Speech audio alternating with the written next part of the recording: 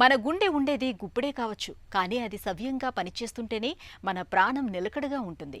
ఆ పిడికెడు గుండెలో ఎక్కడ ఏ చిన్న అవాంతరం తలెత్తినా అది చివరికి గుండెపోటు రూపంలో ఏకంగా మన ప్రాణాలకి ఎసరు పెట్టే అవకాశం ఉంటుంది. మనకు ప్రాణాధారమైన పిడికెడు గుండెను 10 కాలాల పాటు పదిలంగా ఉంచుకోవటానికి తరచూ కొన్ని రకాల పరీక్షల్ని చేయించుకుంటూ ఉండాలని చెబుతారు డాక్టర్లు. గుండె ఆరోగ్యాన్ని భద్రంగా ఉంచే ప్రాథమిక ఆరోగ్య పరీక్షల గురించి డాక్టర్ని అడిగి ఇప్పుడు తెలుసుకుందాం. 20 ఇయర్స్ తర్వాత డెఫినెట్గా ఒక కొలెస్ట్రాల్ టెస్ట్ అనేది చెక్ చేసుకోవాలా, బేసిక్ బీపీ అనేది చెకప్ చేసుకోవాలా. ఇవి రెండు కంపల్సరీ 20 ఇయర్స్ అయిన తర్వాత. ఫ్యామిలీలో ఒకవేళ అందరికీ హార్ట్ ప్రాబ్లం అనేది 30 ఇయర్స్ 40 ఇయర్స్లో వస్తున్నట్టు ఉంటే, వాళ్ళకి ఒకవేళ వంశపారంపర్యంగా కొలెస్ట్రాల్ ఎక్కువ ఉన్నట్టు ఉంటే వాళ్ళకి ఈవెన్ 10 to 15 ఇయర్స్లోనే కొలెస్ట్రాల్ అనేది చెక్ చేయాలి. ఇది తప్ప జనరల్గా ఏ కంప్లైంట్ ఉన్నా కానీ జనరల్గా అట్లీస్ట్ అబౌవ్ 30 ఇయర్స్ ఉన్నా లేకపోయినా 30 ఇయర్స్ దాటిన తర్వాత ఒకసారి షుగరు, బీపీ, కొలెస్ట్రాల్ ఇవి మూడు మాత్రం కంపల్సరీ చెక్ చేసుకోవడం అనేది మస్ట్.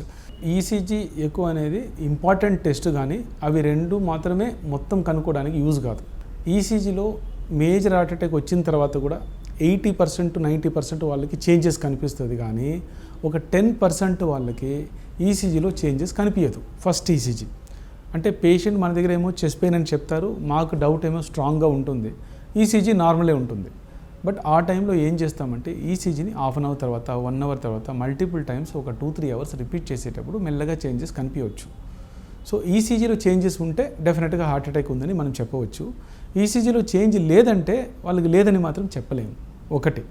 రెండోది ఎకో టెస్ట్. ఎకో టెస్ట్లో ఏంటంటే ఈసీజీకి ముందే చేంజెస్ కనిపిస్తుంది ఎకో టెస్ట్లో.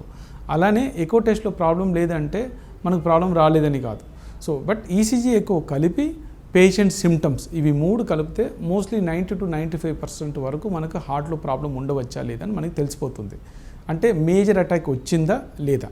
మైనర్ అటాక్ ఒక 80% బ్లాక్ 90% బ్లాక్ ఉండే వాళ్ళకి ఈసీజీ ఎక్కువ నార్మల్గానే ఉంటుంది. వాళ్ళకి మనం ట్రెడ్మిల్ టెస్ట్ చేసేటప్పుడు పేషెంట్ మిషన్ మీద పరిగెత్తినప్పుడు వాళ్ళకి ఆక్సిజన్ అవసరం ఉంటుంది ఎక్కువ. అప్పుడు బ్లడ్ ఎక్కువ పోతేనే ఆక్సిజన్ సప్లై కండరాలకు దొరుకుతుంది. బట్ ఇక్కడ బ్లాక్ ఉండడం వల్ల వాళ్ళకి బ్లడ్ ఎక్కువ పోదు, కాబట్టి ఆ టైంలో వాళ్ళకి చెస్ట్ పెయిన్ రావడం కానీ ఈసీజీలో మార్పు రావడం కానీ జరగవచ్చు. సో ఈసీజీ ఎక్కువ నార్మల్ ఉన్నా కానీ మనం నెక్స్ట్ ట్రెడ్మిల్ టెస్ట్ అనుమానం స్ట్రాంగ్గా ఉండేటప్పుడు ట్రెడ్మిల్ టెస్ట్ చేసి దాంట్లో ప్రాబ్లం ఉందా లేదా అని మేము కన్ఫర్మ్ చేస్తాం.